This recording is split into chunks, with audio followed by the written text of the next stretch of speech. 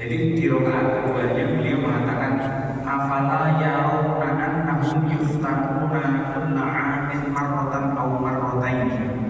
Apakah mereka tidak berpikir setiap tahun itu kita sering diuji dengan ujian yang berat sekali atau 2 kali? Nah, termasuk ujian-ujian berat itu bisa ditangkal jika kita melakukan kurbatan, melakukan kedekatan kepada Allah. Pelan-pelan ya, kita pahami. Jadi salah satu fungsinya kita berkorban itu adalah tameng dari segala balap yang ada pada tahun tersebut. Dari Dzulhijjah itu kan akhir tahun, nanti masuk kepada Muharram sampai Dzulhijjah lagi. Insya Allah kita tidak akan diuji dengan ujian yang terlalu mengentak. Kalau ujian yang sangat mengentak itu kan kadang-kadang sekuat apapun orangnya bisa error. Ya, jadi di sini ya, kunci dulu kewajiban dalam berkorban itu adalah kewajiban yang rugi sekali kalau tidak dilakukan. Sehingga kata Rasulullah, jangan engkau dekat-dekat dengan masjidku. Itu bukan kalau Rasulullah membenci umatnya, tidak. Yang tidak berkorban terus kemudian dibenci itu tidak. Artinya ini penting kan, seolah-olah begini. Nah, kalau kamu tidak sholat subuh berjamaah, jangan dekat-dekat bapak. Itu artinya bukan seorang bapak membenci anaknya. Pengennya seorang bapak anaknya berjamaah sholat subuh. Ya, jadi ini bisa dipahami. Jadi kewajiban nanti bilang, wah kalau hukumnya wajib, nah wajib itu bagaimana? Hanya dalam usul fikih tingkatan wajib itu ada 3 minimal. Al-aslu al-amri wujud, al-aslu al-asrul amri lil-ibah, asrul amri lintas lagi untuk dipilih mana yang lebih baik. Pelan-pelan. Bismillahirrahmanirrahim. Kata Mus'ab menurut Imam Abu Hanifah, ini bagi izinnya saya belum kaya gitu sedikit omongannya. Sebenarnya begini ini tidak boleh. Ya, kalau dalam disiplin pengkajian itu tidak boleh. Kalau ngaji kita pilih harus lempeng terus baca gitu, terus dijelaskan. Tidak boleh sambil jualan begini ini tidak boleh. Tapi ya, tidak apa-apa lah, sudah minta izin. Nanti kalau ditanya sama malaikat, kontrakmu ngaji dikit baru kayak ngaji ya, kamu loncat-loncat ngasih tentang masalah korban baru saja juga. Nanti rebut jobnya ustaz yang lain, tidak. Nanti tanya saja bagian dakwah malaikat, karena mengizinkan. Dan kita lanjutkan. Dan kalau kata Mus'ab menurut Imam Abu Hanifah tadi dikatakan sesuai dengan nisab zakat ukuran Imam Abu Hanifah. Dan Imam Abu Hanifah itu nisab zakatnya itu sekitar 3 dinar. Ya, 3 dinar. Kalau 3 dinar itu kira-kira sekarang 2 jutaan ya kalau dinarnya. Punya uang 7 juta itu sudah wajib.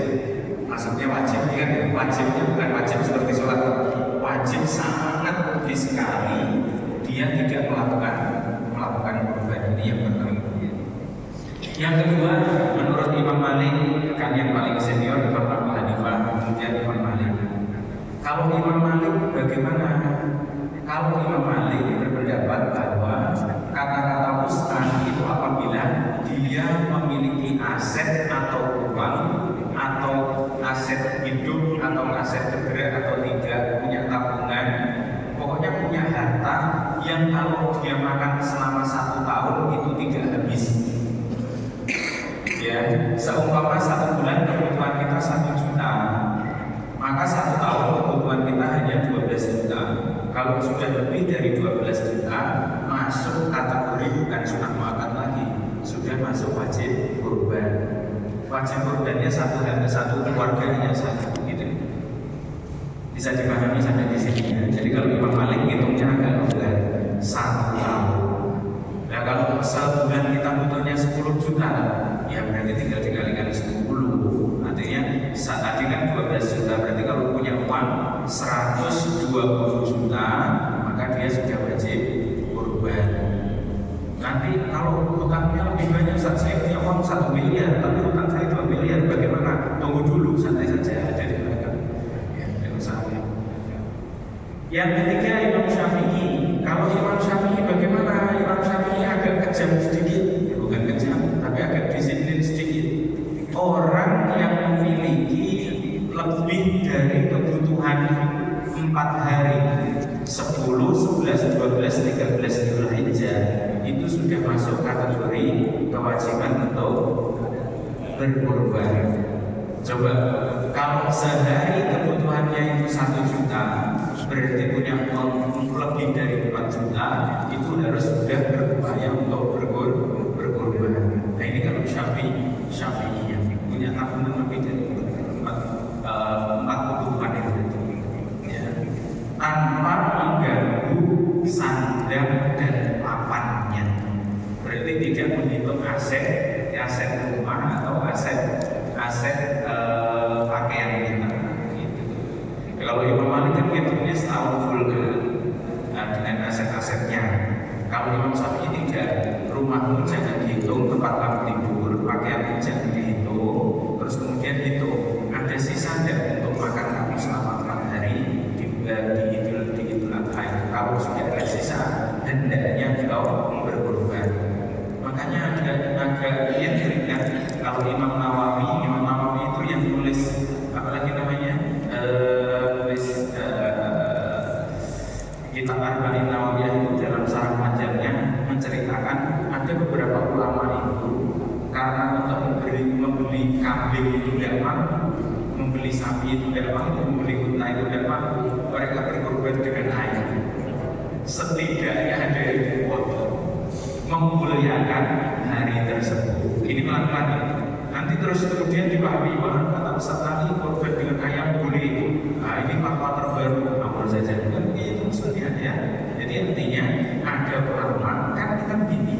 Itu 4 hari itu kalau kita ukuran tanda khilqah orang yang di garisan middle di garis middle itu normal sehari 300.000 atau 500.000. Kalau untuk orang middle itu normal 4 hari berarti punya uang 2 juta. Nah, itu kebutuhan setiap harinya, anggap saja begitu. Berarti dia bisa bekerja lebih gitu. Kalau dia bisa bekerja lebih untuk mengadakan uang 2.500.000 besarnya 3 juta, dia akan mampu gitu. Nah beda lagi dengan orang-orang yang kebutuhannya itu mohon maaf middle yang ada posisi low. Kalau posisinya di bawah middle, ya kadang-kadang ada orang itu yang kebutuhan sehari-harinya hanya 50.000 atau kadang-kadang bahkan di bawah 50.000. Nah kalau di bawah 50.000 terus kemudian pakai pendapatnya Imam Syafi'i, ya kalau dia punya uang 200.000 pajak kurban kurbannya 2 juta ya setengah mati gitu ya. Jadi pelan-pelan kita bisa pahami dalam hal ini. Nah yang paling kejam itu adalah pendapatnya Imam Hambali. Kalau Imam Hambali itu agak ribet. Beliau menyampaikan bagi orang yang badannya sehat, dia memiliki pekerjaan di mana dalam pekerjaan itu dia berpotensi mendapatkan hasil yang hasilnya itu mampu dia gunakan untuk nyicil seekor hewan kurban kambing selama 1 tahun. Hendaknya dia berhutang kemudian berkurban di hari itu. Nah, matang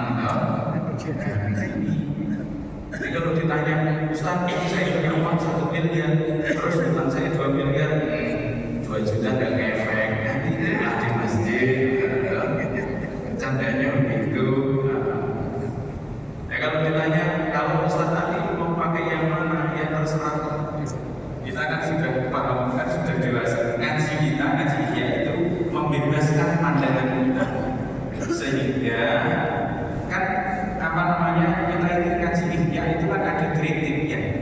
Muhammad Abdu itu memberikan kritik kepada Imam Ghazali. Terus kemudian Ibnu Rushd itu juga memberikan kritik kepada Al-Ghazali. Kalau Muhammad Abdu mengkritik Al-Ghazali itu kan terlalu tasawuf. Apa-apa itu terlalu sufistik ya. Jadi Imam Ghazali ini terlalu sufi sehingga penganut-penganut Imam Ghazali itu identik dengan kehidupan yang sangat sederhana, tidak menguasai teknologi tidak melek dengan peradaban dan tidak melek dengan perkembangan zaman. Identiknya begitu. Nah, sedangkan kalau Ibnu Rushd itu mengkritiknya di bidang filsafatnya, bukan di bidang-bidang yang lain. Artinya kan hanya satu bidang saja yang dikritik, gitu ya.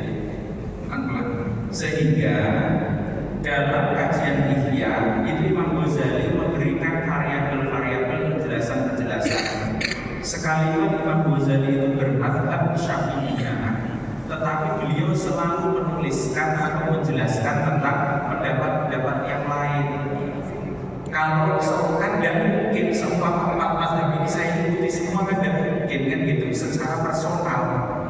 Tapi bagaimana kita sebagai muallim, sebagai orang yang membacakan kitab, orang yang memberikan ceramah, memberikan wawasan kepada jamaahnya, memberikan wawasan kepada umatnya bahwa kita memiliki alternatif dalam setiap peribadatan.